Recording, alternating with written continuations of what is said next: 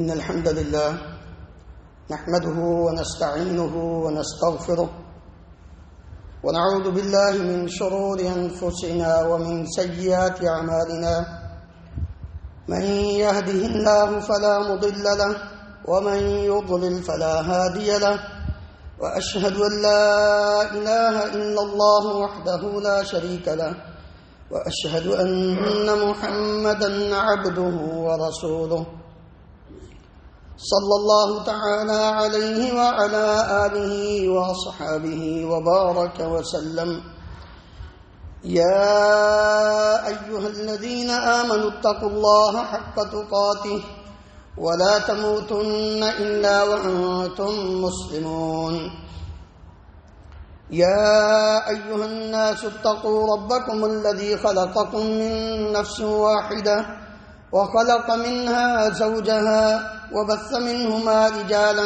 كثيرا ونساء واتقوا الله الذي تساءلون به والأرحام إن الله كان عليكم رقيبا يا أيها الذين آمنوا اتقوا الله وقولوا قولا سديدا يصلح لكم أعمالكم ويغفر لكم ذنوبكم ومن يطع الله ورسوله فقد فاز فوزا عظيما أما بعد فإن خير الحديث كتاب الله وخير الهدي هدي محمد صلى الله عليه وسلم وشر الأمور محدثاتها وكل محدثة بدعة وكل بدعة ضلالة وكل ضلالة في النار رب اشرح لي صدري ويسر لي أمري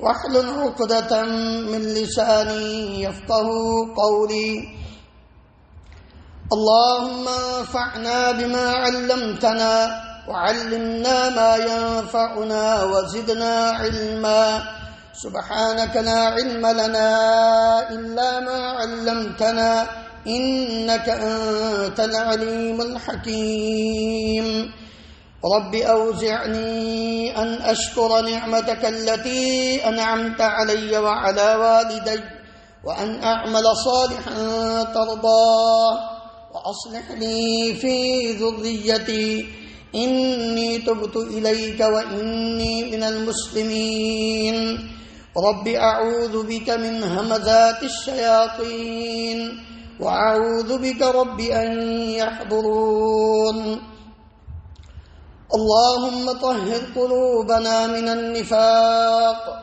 وأعمالنا من الرياء وألسنتنا من الكذب وأعيننا من الخيانة فإنك تعلم خائنة الأعين وما تخفي الصدور ہر قسم کی حمد و ثنا اللہ رب العالمین کی ذات گرامی کے لیے انگنت لا تعداد بے شمار درود و سلام اس ہستی مقدس پر جن کا نام نامی اسم گرامی محمد رسول اللہ صلی اللہ علیہ وآلہ وسلم ہے۔ حضرات، عربی میں ایک لفظ سنت استعمال ہوتا ہے اور ایک لفظ بدعت استعمال ہوتا ہے۔ سنت کوئی طریقہ جس کو کوئی شخص اختیار کرتا ہے اور دوسرے بھی دیکھا دیکھی اس کے پیچھے چل پڑتے ہیں۔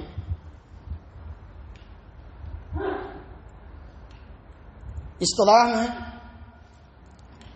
شریعت کی اصطلاح میں،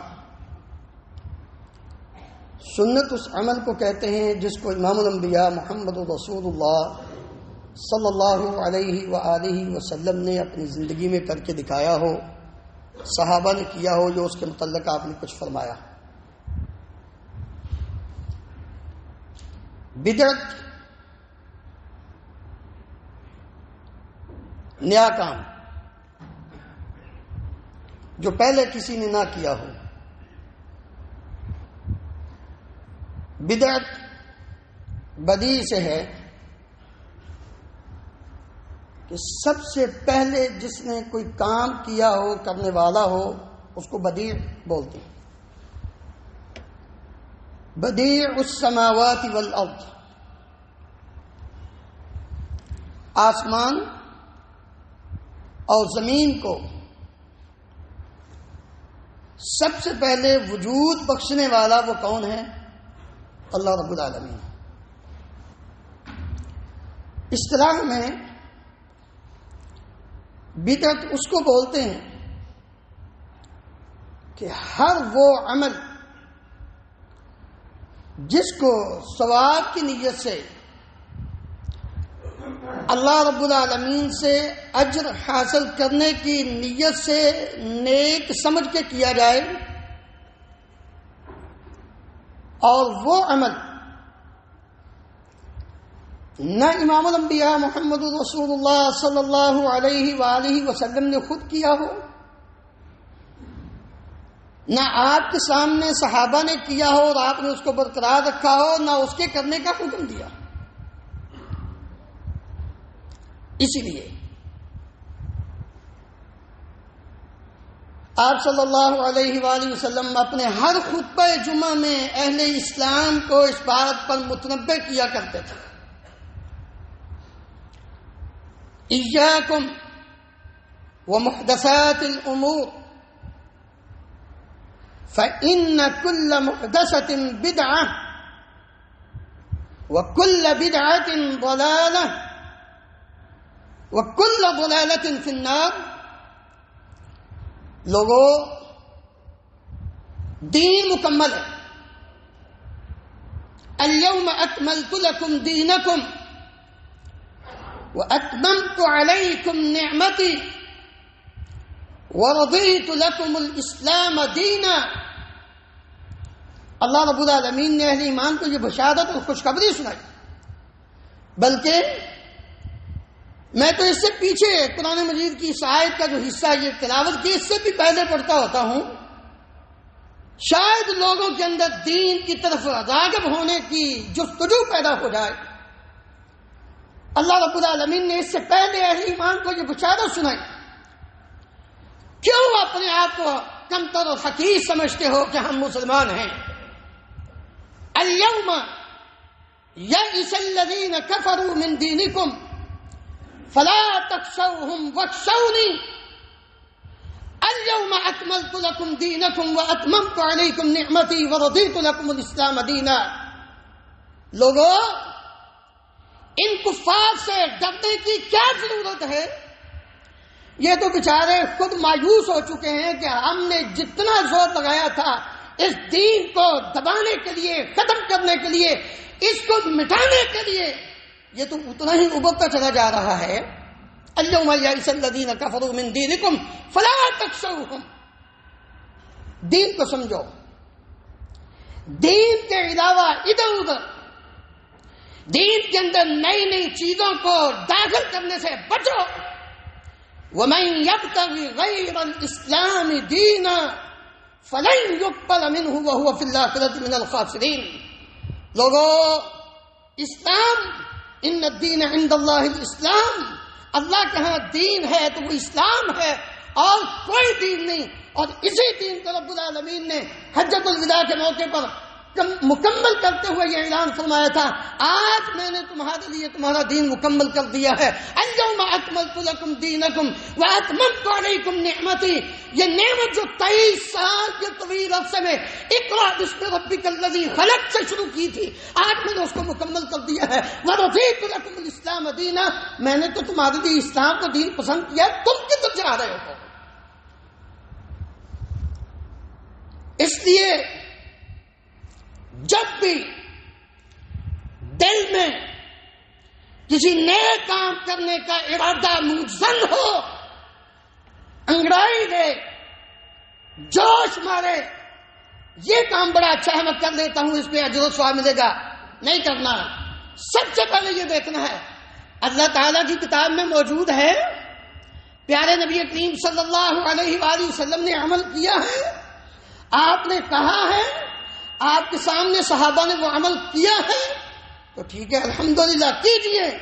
لیکن اگر نہیں ہے تو پھر یاد رکھیں، امام مالک رحمہ اللہ فرماتے ہیں، من ابتدع فی الاسلام بدعۃ حسنہ بدعة يراها حسنة فقد زعم أن محمدا خان الرسالة ولأن الله يقول اليوم أكملت لكم دينكم وأتممت عليكم نعمتي ورضيت لكم الإسلام دينا فما لم يكن يومئذ دينا لا يكون اليوم دينا. لوگوں، جو انسان دین کے اندر کوئی نیا کام کرتا ہے اور وہ یہ خیال کرتا ہے یہ بڑا اچھا کام ہے، اس نے یہ یقین کر لیا ہے کہ نعوذ باللہ نبی کریم صلی اللہ علیہ وآلہ وسلم نے دین کے اندر خیانت کی ہے. تبھی تو کر رہے ہیں نا.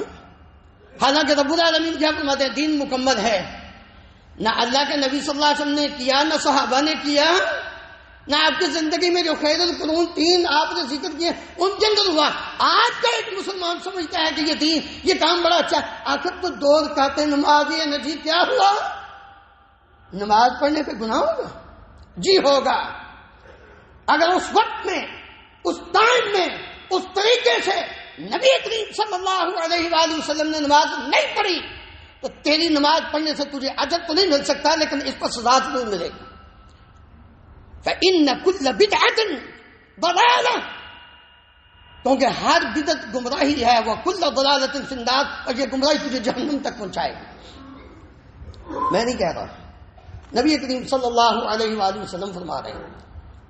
اس لیے اچھا جب یہ بات کی جاتی ہے نا تو پتہ کیا کہتے ہیں؟ دیکھو جی حضرت عمر رضی اللہ عنہ نے بھی تو بدعت کی تھی.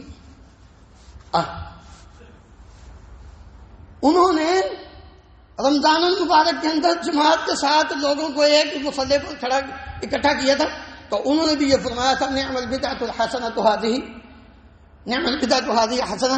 دیکھو یہ کتنا اچھا طریقہ ہے بھائیو.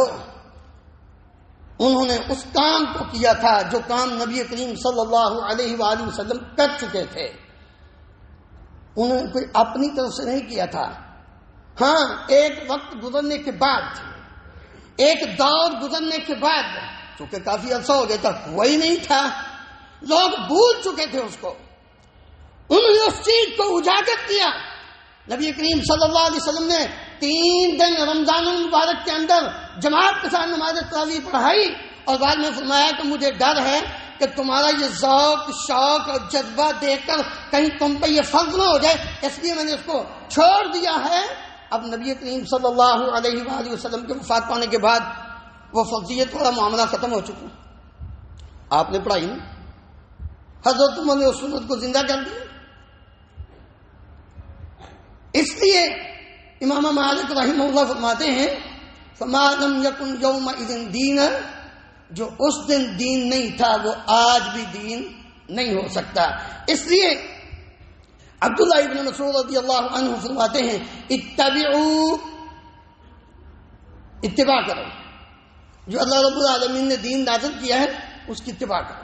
ولا تبتدعوا، اور نئی نئی چیزوں کو ایجاد کرنے سے بچو. فقد کفیتم علیکم بالامر العتیق، تمہارے اوپر جو اللہ رب العالمین کا حکم نازل ہوا تھا وہ کافی. حذیفہ رضی اللہ عنہ بیان کرتے ہیں کل عبادت، غور کیجیے ان الفاظ پہ، کل عبادت لا يتعبدها اصحاب رسول اللہ صلی اللہ علیہ وسلم فلا تعبدوها فإن الأول لم يدع للآخر مقالا. لوگوں،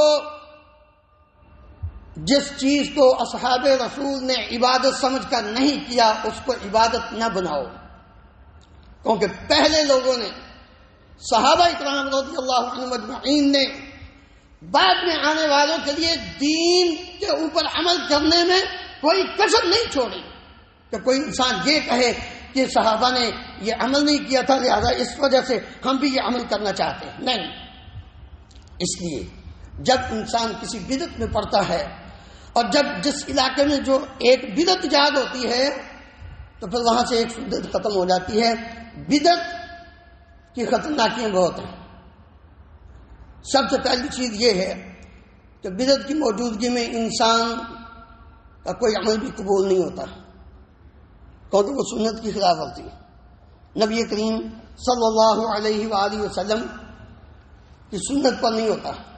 اللہ رب العالمین نے بڑے واضح الفاظ میں فرمایا قل هل ننبئكم بالأخسرين أعمالا الذين ضل سعيهم في الحياة الدنيا وهم يحسبون أنهم يحسنون صنعا أولئك الذين كفروا بآيات ربهم ولقائه فحبطت أعمالهم فلا نقيم لهم يوم القيامة وزنا.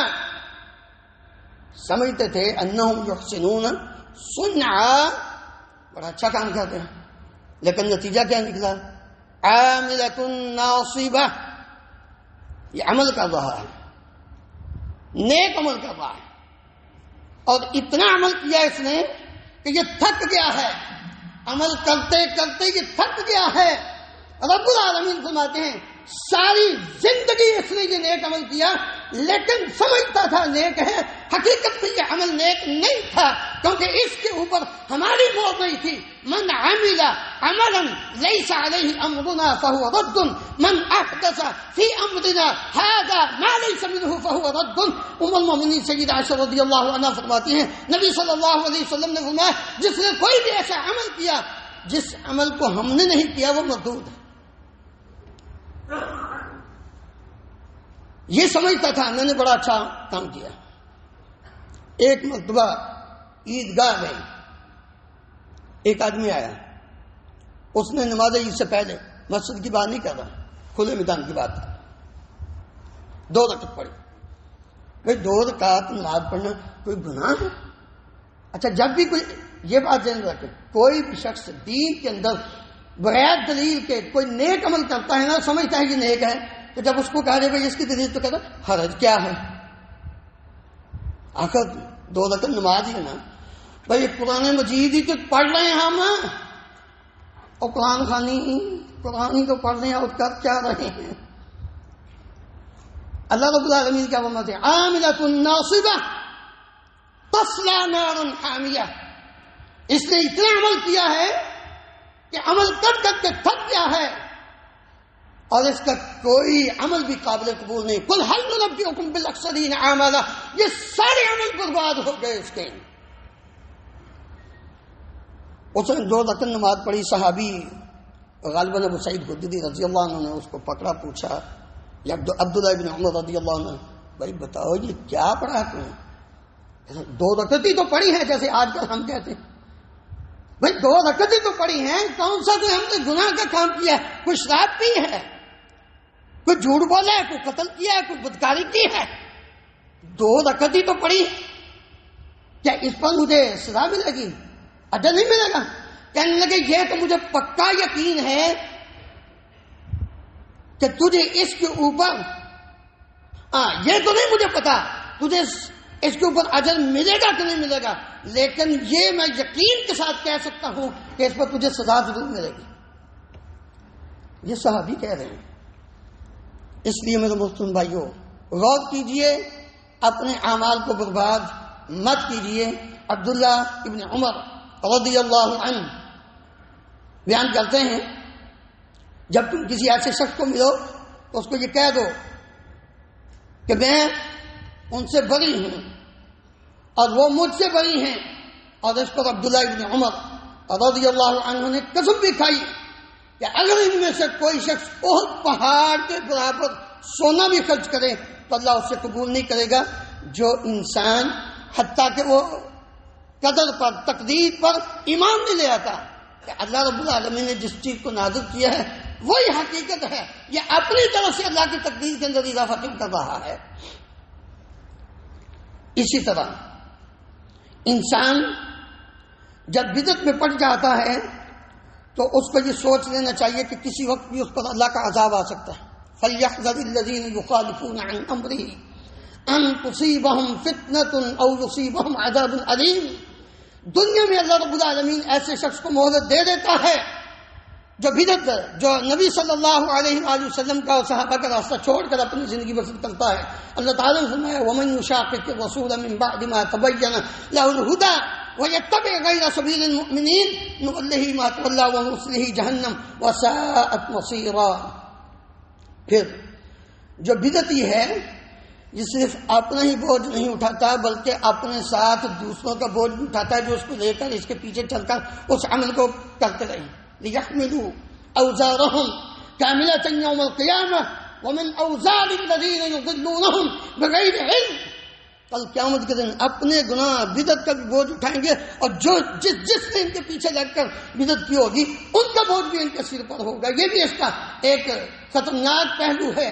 اسی طرح سب سے بڑا خطرناک پہلو آخرت کے اعتبار سے یہ ہے کہ کل قیامت کے دن نبی کریم صلی اللہ علیہ وآلہ وسلم کے دست مبارک سے جام کوثر نہیں پی سکے گا، اور جو جام کوثر نہیں پیے گا جنت میں نہیں جائے گا. یہ ابتدا ہے، یہ شروعات ہیں انسان کے جنت میں جانے کی. اس لیے غور کیجیے، اپنے اعمال کا جائزہ لیجیے. رسول اللہ صلی اللہ علیہ وسلم فرماتے ہیں انی فراتکم علی الحوض، میں حوض کوثر پہ تمہارا انتظار کروں.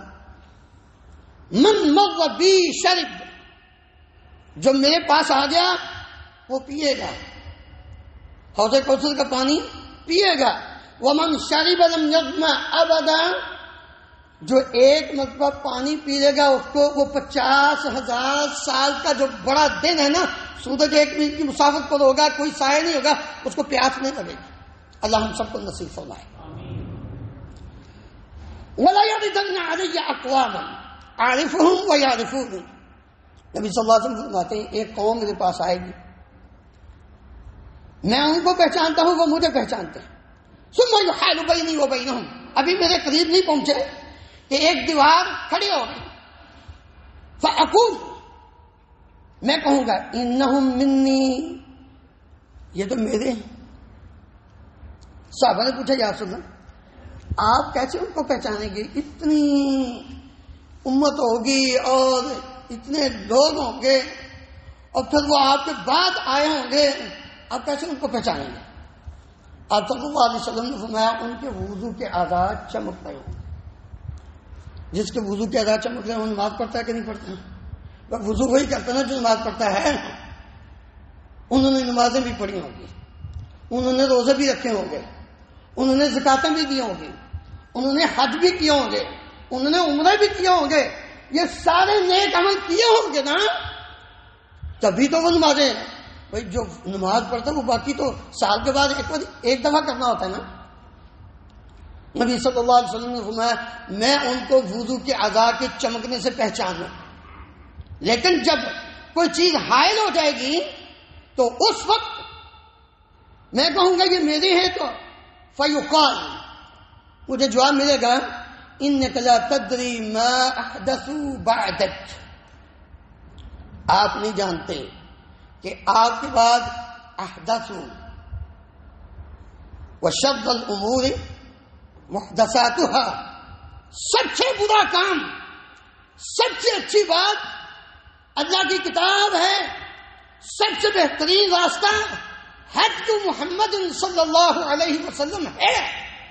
وشر الامور محدثاتها، سب سے برا کام دین کے اندر نئی نئی چیزوں کو ایجاد کرنا ہے. فإن كل محدثة بدعة، اور ہر بدعت، ہر نیا کام بدعت ہے اور ہر بدعت گمراہی ہے. نبی صلی اللہ علیہ وسلم فرماتے ہیں مجھے یہ کہا جائے گا انک لا تدری ما احدثوا بعدک، آپ کو نہیں پتا کہ انہوں نے آپ کے بعد کون کون سے نئے نئے کام دین کے اندر ایجاد کر لیے تھے. فاقول، نبی صلی اللہ علیہ وسلم فرمائیں گے سحقا سحقا لمن بدل بعدی، ان کو دور کر دو، دفع کر دو جنہوں نے میرے بعد میرے دین کو بدل دیا. میرے محترم بھائیو، دنیا میں بھی ذلت ہے. کیوں؟ اس لیے کہ نبی کریم صلی اللہ علیہ وآلہ وسلم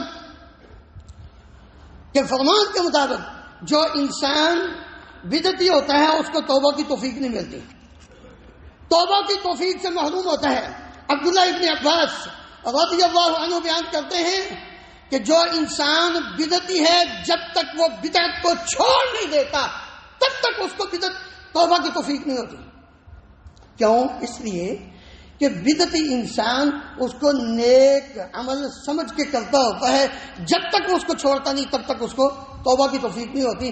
جو گناہ کرتا ہے نا، جو چوری کرتا ہے، بدکاری کرتا ہے، قتل کرتا ہے، وہ اس کو نیکی سمجھ کے نہیں کرتا، اس کو اللہ رب العالمین توفیق دے دیتے ہیں. لیکن بدعتی آدمی کو تب تک توفیق نہیں ہوتی بھائی اس سے بڑا جو بغیر توبہ کے گناہ کرتے اس دنیا سے چلا گیا اس کا انجام کیا ہوگا۔ اللہ رب العالمین ہم سب کو بدعت سے بچنے کی اور سنت پر عمل کر کے زندگی بسر کرنے کی توفیق عطا فرمائے۔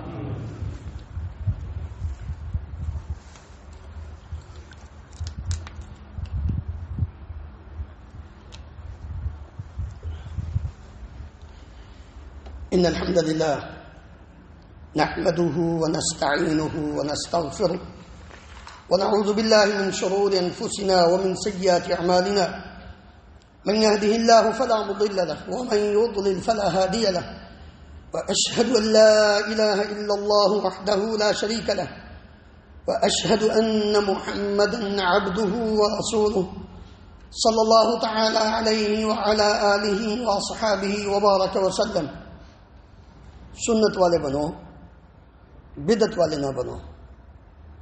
محترم بھائیو، اللہ رب العالمین نے فرمایا یوم تبیض وجوہ وتسود وجوہ۔ اس دنیا میں اپنی اس چمڑی کو، اس جلد کو خوبصورت بنانے کے لیے ہم کیا کیا طریقے اختیار کرتے ہیں، کچھ کا کچھ بنا دیتے ہیں۔ ایسے میک اپ نکل آئے ہیں پتہ ہی نہیں چلتا یہ بندہ وہ ہے جو پہلے تھا۔ اس دنیا میں تو کر لو گے، اگر قیامت کے دن یہ چہرہ سیاہ ہو گیا اس کا کوئی علاج نہیں۔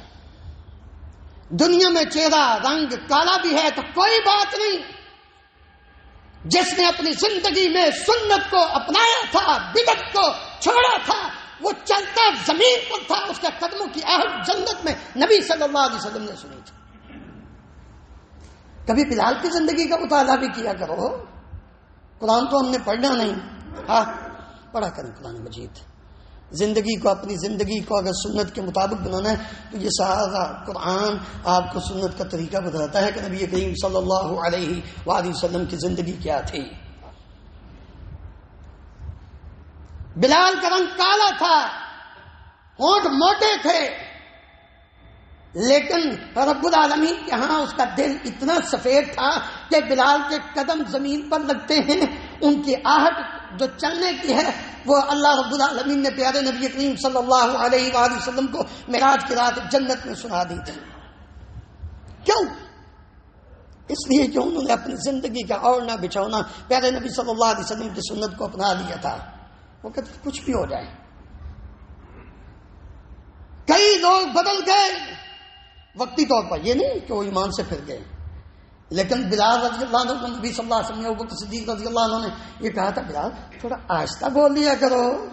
کہنے لگے اللہ کی قسم اونچی بول کر جو اللہ کی توحید کا نعرہ لگانے کا مزہ ہے نا وہ آہستہ میں نہیں ہے۔